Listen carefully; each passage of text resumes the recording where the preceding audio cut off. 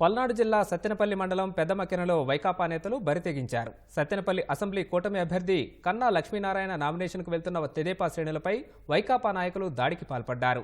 పెద్దమక్కెనలోని petrol bunk వద్ద Vaikapa rowdy మొక్కలు దాడి చేశారు. ఈ ఘటనలో 4 తెదేపా కార్యకర్తలు గాయపడ్డారు.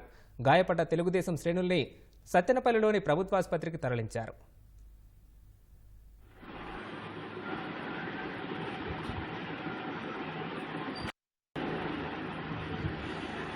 ఈ రోజు శ్రీ కన్నా లక్ష్మీనారాయణ నామినేషన్ రోజు అయితే పెద్దకూరపాడు నమోదు సంఘం నియోజకవర్గం పెట్రోల్ బంక్ ఉంది. పెట్రోల్ బంక్ ఆయిల్కి వెళ్ళాము. వైసీపీ వరకు వాళ్ళు 24 మంది వచ్చారు. మేము ఆయిల్కి పోయాము. ఆయిల్ తీసుకుంటుంటే ఏ ఊరు మీది అక్కడ ఎక్కడ మా జెండాలు చూసి ఎగబడ్డారు. ముందు అన్న ఏందని మా పైన ఎగబడతారంటే మా పైన పెదమక్కిన మా ఎస్సీ కళ్యాణ్ గారు అలా మీకు ఏదో నామినేషన్ అని రాడ్లు కళ్ళు తీసుకుని ఎగబడ్డారని మా పైన రాళ్ళు తీసుకుని ఎగబడ్డారు. అన్ని ఇదేంటే నాకు మీకు ఈరోజు ఫోన్ చేత మీరు తెలుసుకోమన్నారు. రాళ్ళు కర్రలు తీసుకుని ఎగబడ్డారండి.